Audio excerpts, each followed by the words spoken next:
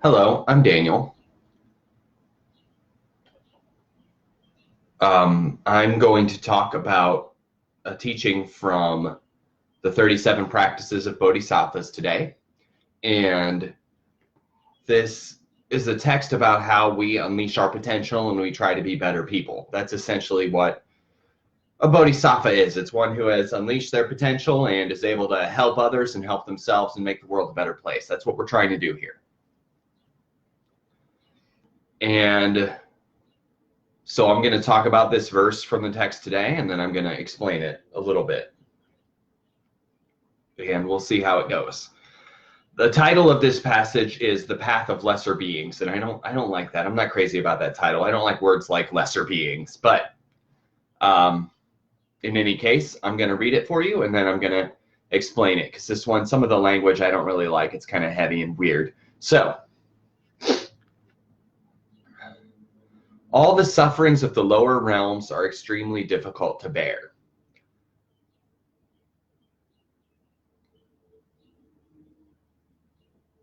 We are taught by the sage that these are the fruit of one's evil actions. Therefore, it is the practice of bodhisattvas that constantly refrain from evil actions, even at the cost of one's life. I stumbled a little bit on that, so I'm going to again.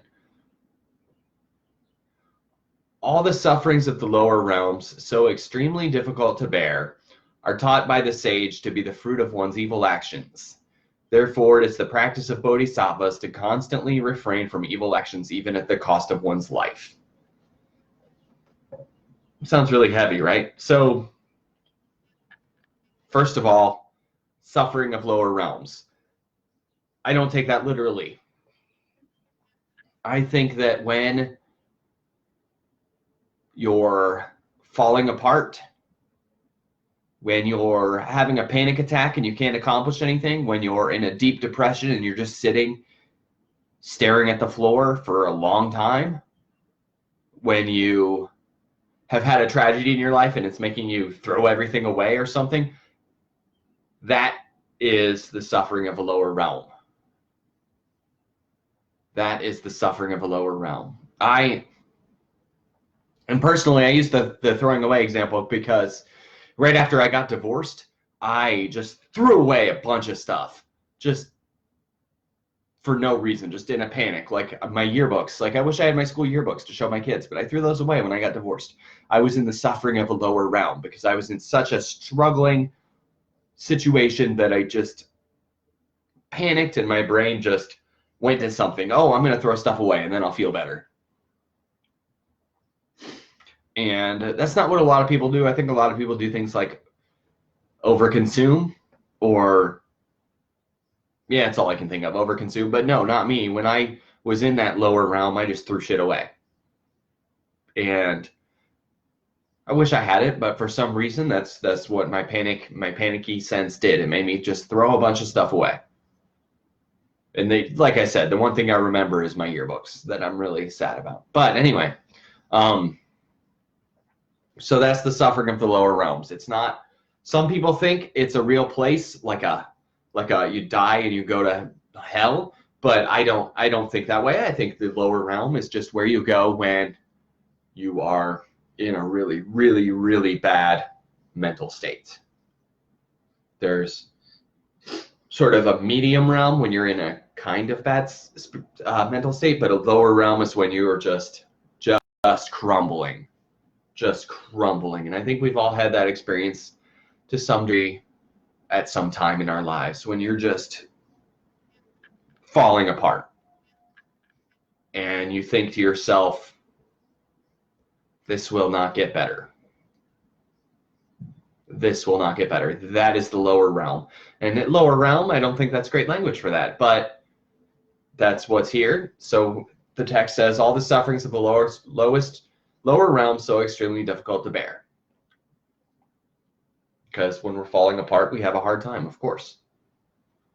But then the next line, are taught by the sage to be the fruit of one's evil actions. So, a couple things to say here.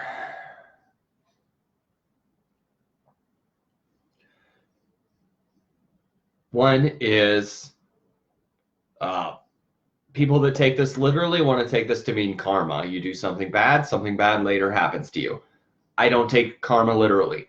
And I think that it's something we can think about how our actions cause things to happen. And often when we do something bad, it causes bad things to happen, but I don't believe in the cosmic scorecard. And a lot of people do, and people get pretty mad at me when I say that sometimes. But I don't believe in the cosmic scorecard. I do believe that if we pay close attention, we can see results of our actions, and we can see that better actions, more virtuous actions usually have better results. I believe that is something we can see, and so that's worth thinking about. And I think we can see negative results that come from negative actions as well. If you're a dick to someone, then other people see that and they kind of don't trust you. That happens.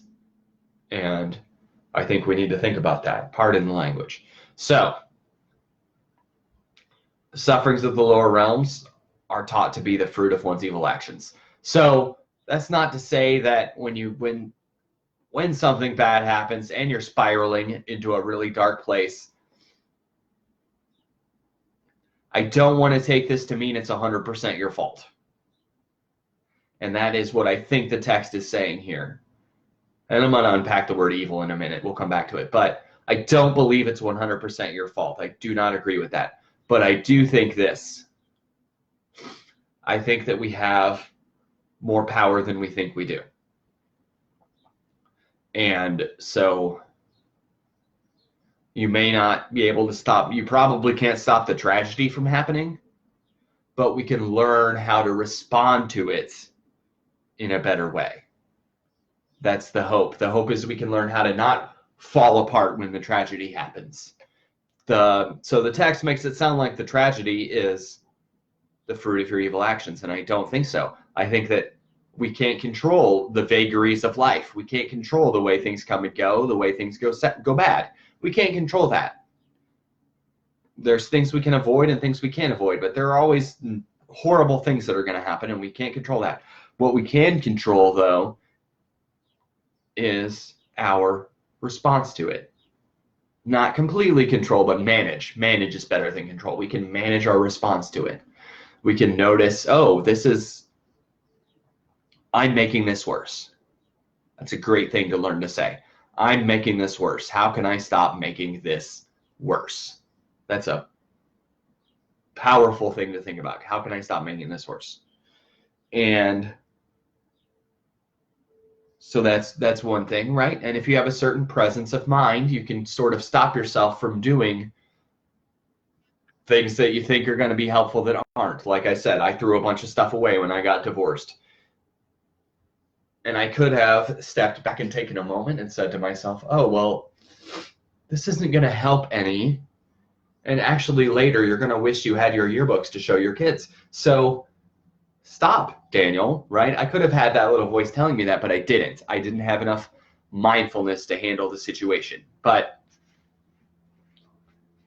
I do believe we can cultivate enough mindfulness to handle the situation. And that's what we're talking about when we're saying that we have some power over this.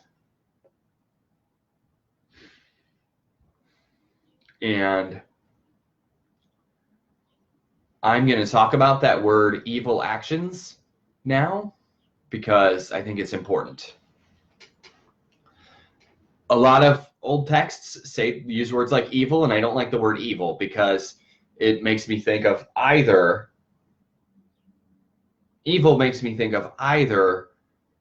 a super evil being, like a serial killer or the devil or something. It makes me think of either that or something cartoonish and absurd, something that's not really like Dr. Evil, Austin Powers, right? It makes me think of that. That's what that word, it makes me think of either super really dark or not dark at all. And so the word is not that useful. I like to think of virtue instead of don't commit evil as don't be a jerk. And I have to give credit. I've stolen that.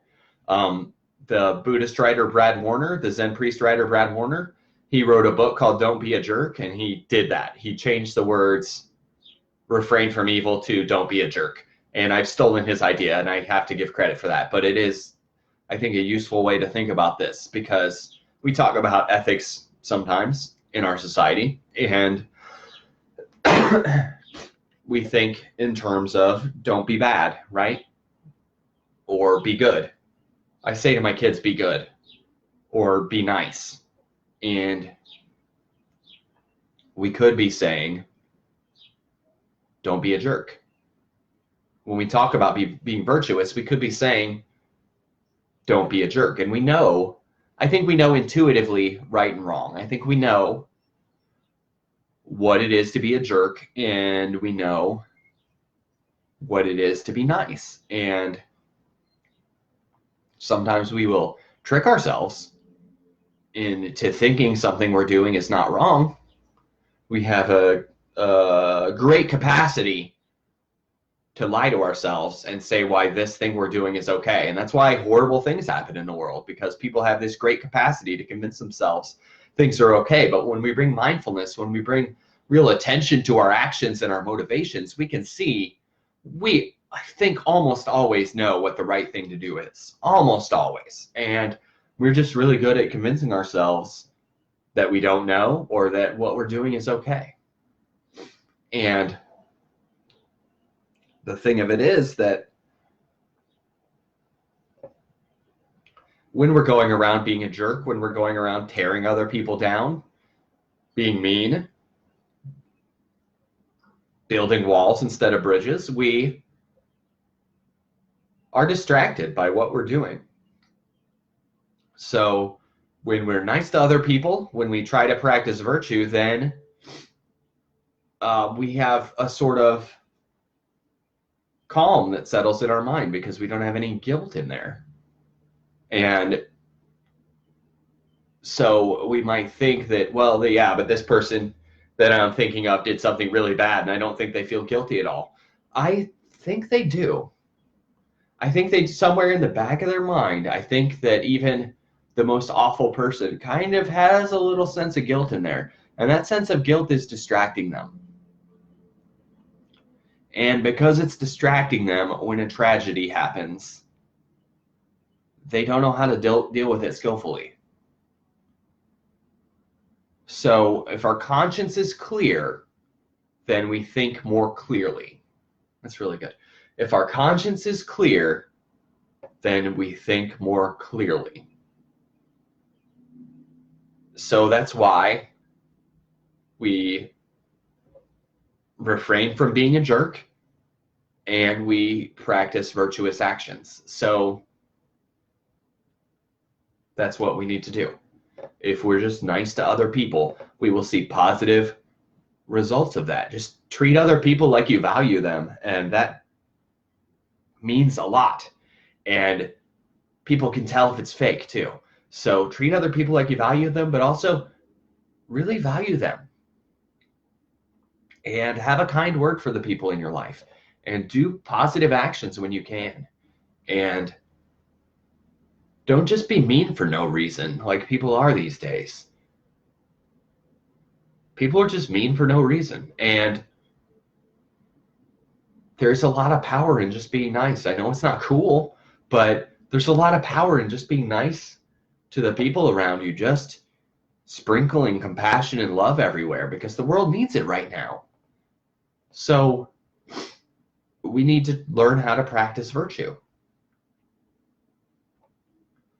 We need to learn how to practice virtue. And in Buddhism, we talk about the 5 precepts, which are just the fundamental teachings of Buddhist ethics. And I'm going to talk about those a little bit, I guess, because I haven't been on that long. So, and these are, for the most part, these are things you learned when you were 5. But at the same time, we don't always internalize these, even if we know them. So, and I don't usually like to talk about lists of don'ts, because I like to just talk about in positive terms instead.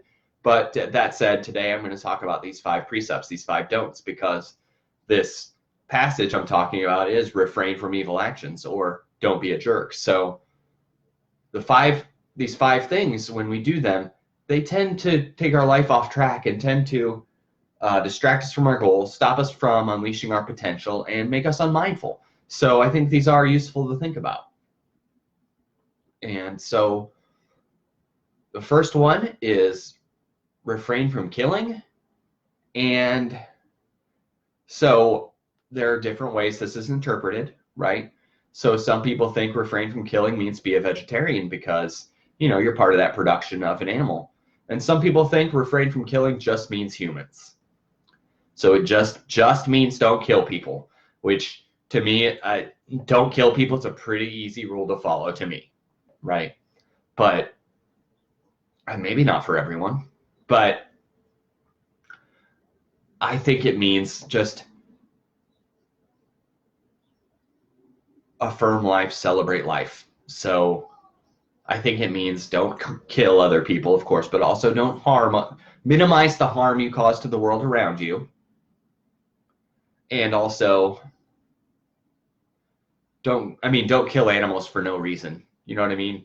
So if there's a dog in the road, I'm going to swerve to avoid it, right? And also I catch spiders. I catch spiders in the house and put them outside. And I know not everybody does that, but I found these little things I use to catch spiders, and I catch them and I put them outside. Sometimes it's harder. Other bugs are harder to catch than spiders, actually, but I will always try to catch a bug and put it outside. I'm not going to squash a bug. And I know a lot of people are scared of spiders, so they don't do that. But that, to me, that is part of refrain from killing. I can avoid killing this spider, so I should try. The second one is refrain from stealing. Or actually, it's not. It's refrain from taking what is not given. So, right, that does apply to shoplifting or whatever, but it also applies to like tricking people into giving you things or using something that doesn't belong to you and then putting it back, any of that stuff. These things, all this is really about creating harmony with the world around you. And if you're stealing all the time, you're not creating harmony with the world around you, really. You're creating disharmony, right? And if somebody sees you, they don't trust you. And of course, that if you steal something, that thing is gone, which means somebody else can't use it, whatever it is. So, like if you steal a stapler from work, if you steal a stapler from work, that seems harmless, but somebody else can't use that stapler because you took it. So even if nobody sees you, you still created some disharmony. And we don't think about that, but I think it is a thing for us to reflect on. And the third one is to abstain from false speech and speech that causes division. False speech and speech that causes division. So, one, don't lie, right? We learned that when we were 5. Don't lie. Tell the truth. But also, don't lie by omission. I think we make that excuse sometimes. We leave something out on purpose, and it's not technically lying, but you left something out. If you leave something out that somebody needs to know, you're lying. You're lying. If you tell a story and you of about your life and you leave out the parts where you sound bad and just tell the rest that make other people sound bad, you're lying. And I think that's important. And if you spread a rumor that you're not sure about at all, or that you 50-50 think it's not true, that's lying too. But also, we shouldn't gossip. Gossip's not helpful. And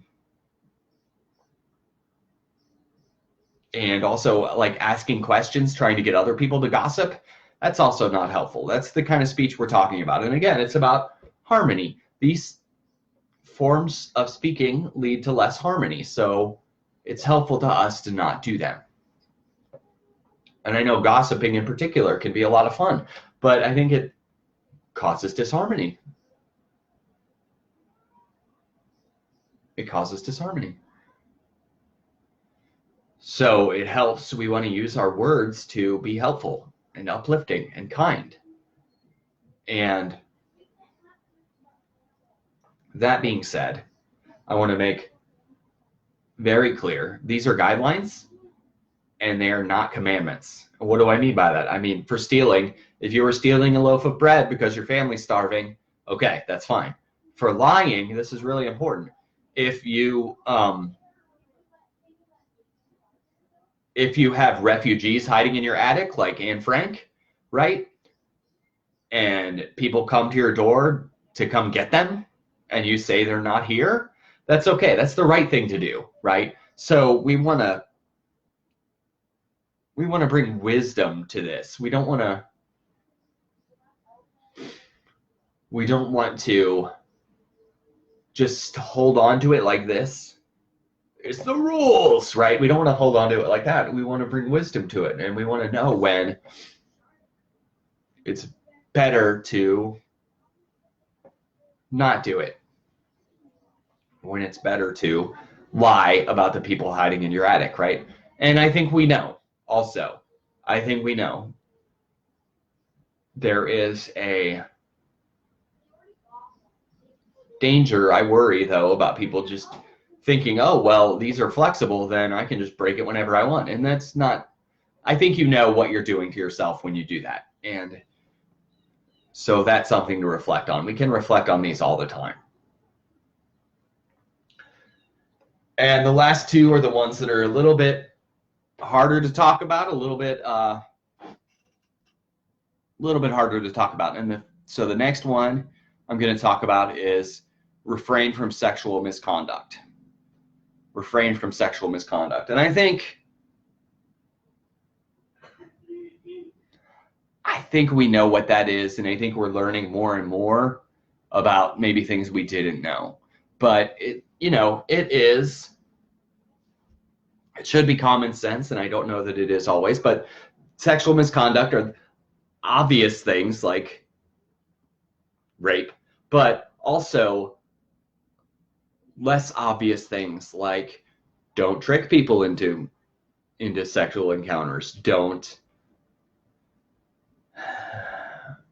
be mindful of how aggressive you're being, I guess is the right way to put that. Just be careful, basically. Be careful, make sure that the people you're involved with are interested in being involved with you, right?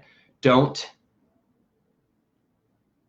that's why I said it's hard to talk about, but I think we know also. I think we have to learn to pay attention, but then we know. Don't force people into anything. Don't trick people into anything. And that's about where it's at. Sexuality is a very powerful aspect of human nature. And because it's very powerful, it can cause a lot of disharmony. So that's why the teaching is to be careful around this topic. Be careful, be mindful, bring awareness to it. And this is another area where we have a tendency to make excuses about why this thing we're doing is okay. And I think we know. So, and that said, the last thing to add to that is, of course, don't break your commitments or anyone else's. So don't cheat on your spouse. That brings disharmony, right? But also don't get involved with someone else's spouse. That brings disharmony too. Be aware of what you're doing and try not to do it. And we've all stumbled. We all stumble sometimes. We all struggle with these, in particular with this one. But I think if we look back on our lives, we can reflect and see, oh, I did something questionable regarding sexual misconduct there, and it brought disharmony to me. There's a pretty clear cause and effect there that I didn't want to see. I think that's how I feel about it. I think I can look back and see where I kind of did some questionable things, and it had a direct cause and effect that caused problems for me. And I think that's something we can think about. And then the last one that I'm going to talk about is don't use intoxicants to cloud the mind. Don't use intoxicants to cloud the mind. So what is that? So some people take the hardline stance that means no drugs and alcohol at all. And oh, by the way, to go back to the sexual misconduct one, some people take the hardline stance and say that means be celibate. And I don't take that hardline stance, but I do think we need to be careful. And with the intoxicants, same thing. Some people say that that is a hardline stance to abstain from all drugs and alcohol. Just don't do it and you'll have more harmony in your life. And I've been known to have a beer. And so I'm not following that to the letter, but I do try to be mindful. And that is, I don't want to drink until I'm sick. I don't want to drink until I'm so drunk I can't see. I don't want to go into a social situation and drink so much that I start making mistakes, making a fool out of myself. I don't want to do any of that. Those are the things that to me cause disharmony. So that's what I think about there. I think in all of these, it is bring mindfulness to what you're doing and see if you can do it, live in a better way. And that's what we're talking about here. So, and again, most of these don't strike us as evil actions, but we can bring more mindfulness to our lives in these areas. And I think we should. So that's it for today. I went longer than I thought I would. Thank you for taking the time to listen to me and have a good day.